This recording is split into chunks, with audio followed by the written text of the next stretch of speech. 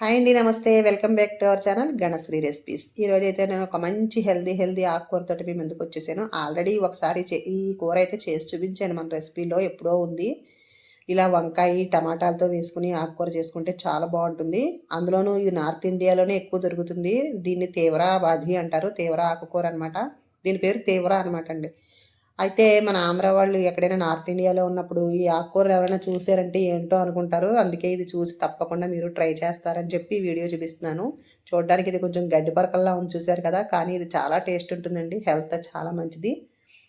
దీంతో మనకి కందులు అవి ఎలా కాస్తాయో ఈ మొక్క కూడా కొంచెం పెద్దదైందంటే వీటికి కూడా పప్పు అనేది వస్తుంది అనమాట. తీవ్ర తీవ్ర సీడ్స్ అంటారనమాట అండి, వాటిని తీవ్ర దాల్ అంటారనమాట. ఈ టేస్టీగా ఈ కర్రీ అయితే ఎలా ప్రిపేర్ చేయాలో ఇప్పుడు మనం వీడియోలో చూసేద్దాము. రైస్, రోటీ, చపాతీ అన్నిట్లోకి కూడా చాలా బాగుంటుంది. దొరికితే మిస్ అవ్వకండి. ఇప్పుడైతే వీడియోలో వెళ్ళిపోదాం. ఈ ఆకుకూరలు అంటే పెద్ద పనే కదండి. మనం ఇంటికి తెచ్చుకొని మనం శుభ్రం చేసుకుని కడిగి అన్నీ చేసేసరికి అందరికీ తెలిసిందే కదా. ఇంకొకటి ఏంటంటే, ఇటువంటి ఆకుకూరలు మామూలుగా మనకి కూరగాయలు అమ్ముతారు పెద్ద పెద్ద మార్కెట్లో, అలాంటి చోట దొరకవండి. పల్లెటూరు నుంచి తెస్తూ ఉంటారనమాట ఆడవాళ్ళు. ఇలా గంపల్లో పెట్టి తెస్తూ ఉంటారు, అటువంటి చోట అమ్ముతూ ఉంటారు. చాలా బాగుంటుందండి. పొలాల్లో కూడా పండిస్తూ ఉంటారు కదా, వాళ్ళు తెచ్చుకుని కొద్దిగా తెచ్చి అమ్ముతూ ఉంటారు. ఇదంతా కలిపి ఒక 10 రూపాయలు అంతేనండి. అలా తీసుకున్నాను అనమాట. కొలతలు ఏమి ఉండవు. చాలా ఫ్రెష్గా ఉంది కదా అని చెప్పి ఈవేళ తీసుకొచ్చాను. ఈవేళ ట్రై చేసేస్తున్నాను. శుభ్రంగా కడిగేసి చిన్న చిన్న ముక్కలుగా కట్ చేసుకోవాలి. కొంచెం ముదురుగా ఉన్న కాడలు ఏమైనా ఉంటే తీసేసుకోవాలన్నమాట. అవి తీసేసి ఇలా కడిగేసిన తర్వాత ఇలా చిన్న చిన్ని ముక్కలుగా కట్ చేసుకోవాలి. మరి ఆకుల్లా ఉంటే బాగోదండి తినడానికి, అందుకనమాట. ఈసారి మీకు నేను మార్కెట్ వెళ్ళినప్పుడు చూపిస్తాను అక్కడ ఎలా అమ్ముతారో. వాళ్ళకి అసలు తూకం అది ఏమి ఉండదండి. మామూలుగా కవర్లోకి పెట్టేసి తీసేసి వేసిస్తూ ఉంటారనమాట. అలా తీసుకుంటూ ఉంటామండి ఆకుకూరలు అయితే. ఎందుకంటే ఎక్కువ అన్ని చోట్ల దొరకవు కదా, దొరికిన చోట తీసుకుంటూ ఉండాలి. వీటికి పువ్వులు కూడా ఉంటాయండి, నీలం కలర్లో చిన్న చిన్న పువ్వులు కూడా ఉంటూ ఉంటాయి. కాయలు కూడా ఈసారి నేను ఆ పప్పు దొరికితే చూపిస్తాను మీకు వీడియోలో ఎలా ఉంటుందో. మన వైపు అది ఎక్కువ దొరకదు అనుకుంటానండి. అది కూడా వాడుతారో లేదో తెలియదు, చూడాలి. ఈసారి దొరికితే మీకు వీడియో షేర్ చేస్తాను. ఇలా అంతా కూడా చిన్న చిన్ని ముక్కలుగా కట్ చేసుకోవాలి. కట్ చేసి దాంట్లో వేసేసుకుని వంకాయ వేసుకోవాలి. వంకాయ టమాటా వేసుకోవచ్చండి, లేదంటే మనకి శనగపప్పు అది ఉంటుంది కదా, పప్పులు కూడా వేసి చేసుకోవచ్చు. కందిపప్పు, శనగపప్పు అలా కూడా చేసుకోవచ్చు. ఏదైనా ఆకుకూర ఎక్కువగా ఉంటే టేస్ట్ బాగుంటుంది అనమాట.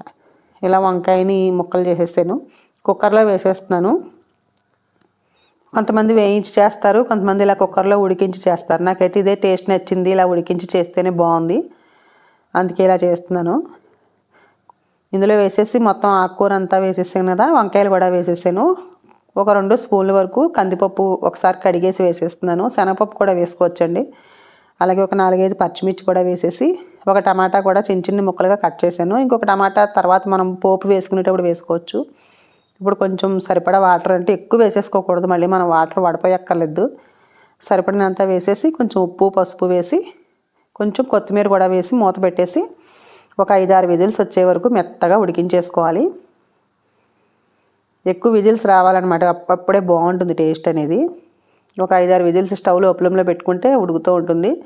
ఈలోగా వెల్లుల్లిపాయలు ఒక 2 పాయలు, వెల్లుల్లిపాయ ఎక్కువ వేసుకోవాలని నేను ఎప్పుడు కూడా చెప్తూ ఉంటాను ఆకుకూరల్లో. అదే టేస్ట్ ఎక్కువ బాగుంటుంది. వెల్లుల్లిపాయలు కొంచెం ఇలా క్రష్ చేసి పక్కన పెట్టుకోవాలి.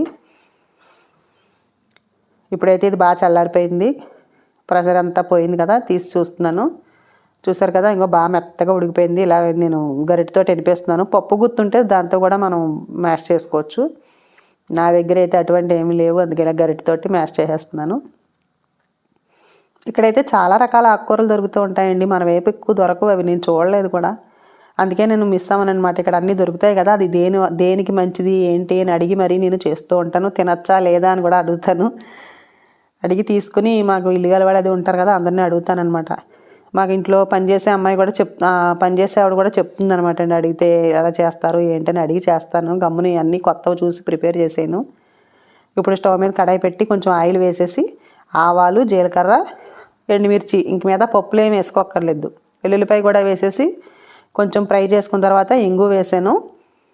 అలాగే టమాటాలు కూడా వేసేసాను. కొద్దిగా సగం ఉడికించాను, సగం ఫ్రై చేస్తున్నాను అనమాట. టమాటా టేస్ట్ బాగుంటుంది కదండి అలా చేస్తే, అందుకనమాట. టమాటాలు కొంచెం మగ్గాలన్నమాట. ఆల్రెడీ మనం ఉప్పు, పసుపు అన్నీ అందులో వేసేసాం కదా,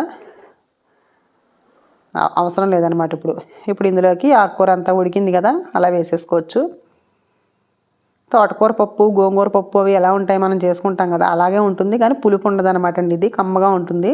టమాటా వేసాం కదా, అది సరిపోతుంది అనమాట టేస్ట్ అనేది. ఇలా ఆకుకూర అంతా వేసేసి 1-2 నిమిషాల చొప్పున అలా ఉడికించుకుంటే సరిపోతుంది, మూత పెట్టేస్తే. అంటే ఆల్రెడీ ఉడికిపోయింది కదా, ఇదంతా మొత్తం కలవాలి కదా, అందుకని అనమాట. చూసారు కదా, టేస్టీగా తీవ్ర బాజీ అయితే రెడీ అయిపోయింది. ఇలా బౌల్లోకి తీసేస్తున్నాను. అవసరమైతే కొంచెం ధనియాల పొడి వేసుకోవచ్చండి, ఇంకేమీ వేయక్కర్లేదు. కారం అదిని ధనియాల పొడి వేసుకుంటే బాగుంటుంది.